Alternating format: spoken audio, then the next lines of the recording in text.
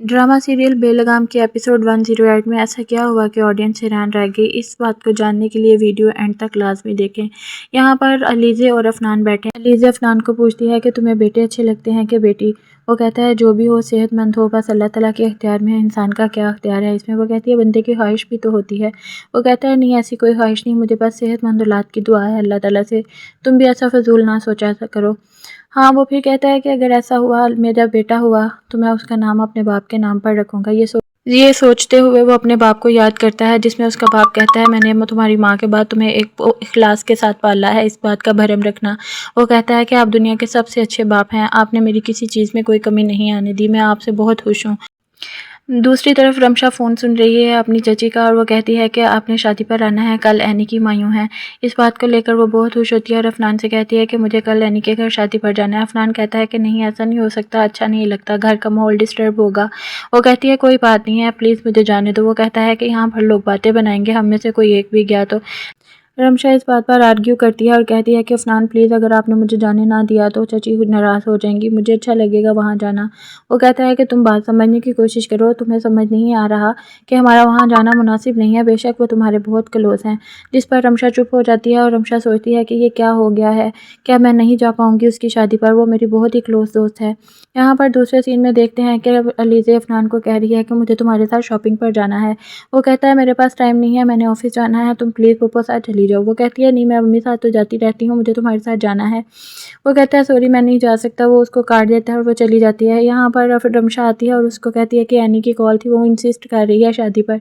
वो कहती है प्लीज़ मुझे जाने दो, मैं आइंदा के बाद तुमसे कोई ज़िद फरमाइश नहीं करूँगी, ये आखिरी मौका है।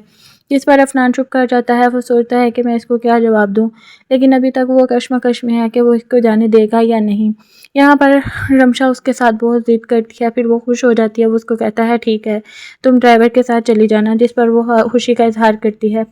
यहाँ पर रमशा आ जाती है, अपनी चची के पास खड़ी है और उसको शादी की मुबारक देती है और कहती है बहुत अच्छा सेटअप आपने रेडी किया है।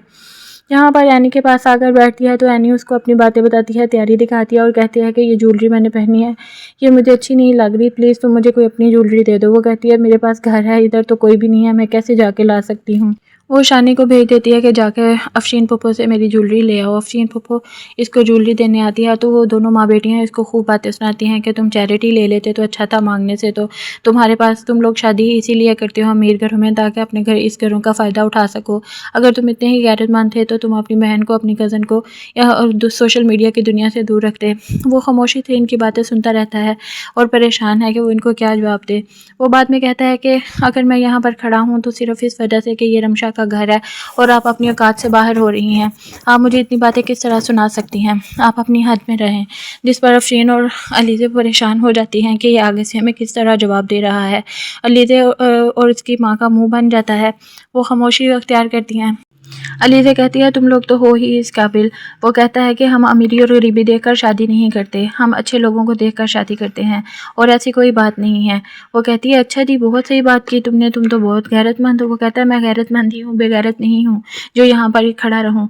वो बहुत देर तक इनकी बातें बर्दाश्त करता रहता है और उसका गुस्सा कंट्रोल नहीं हो पाता, तो वो इनको बहुत गुस्से के साथ छुरी दे पकड़ के मारने की कोशिश करता है। उसको कहता है कि सिर्फ अलीज़ा की वजह, रमशा की वजह से चुप हूँ, नहीं तो मैं तुम्हारा भी गला काट देता।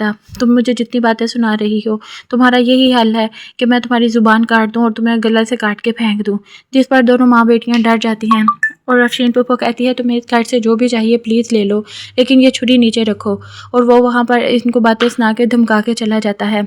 यहाँ पर दोनों माँ बेटियाँ परेशान खड़ी हैं और वो अफनान को बताने की सोचती हैं। अलीज़ा कहती है कि ये कौन था जानवर इंसान था जो हमारे घर में घुस आया, आप पुलिस को कॉल करें। वो वहाँ पर आ जाता है और यहाँ पर शादी के हंगामे शुरू हैं।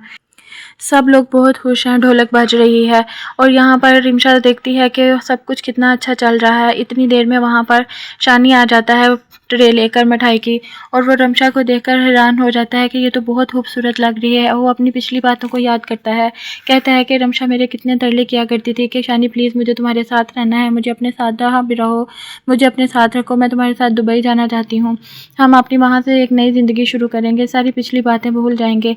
वो कहता है कि तुमने ये सोचा भी कैसे, तुम मुझे यहाँ पर बर्दाश्त नहीं होती, मैं तुम्हारी शक्ल यहाँ देखना गवारा नहीं करता, वहाँ मैं तुम्हें अपने साथ कैसे रख सकता हूँ।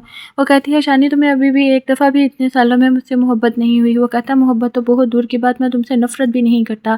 اس بات کو لے کر رمشا پریشان ہوتی ہے، لیکن اب رمشا بہت خوش ہے اور شانی کو اپنے کیے پر بہت پچھتاوا ہے۔ آپ کو ویڈیو کیسی لگی کمنٹ سیکشن میں ضرور بتائیں اور سبسکرائب کرنا نہ بھولیں۔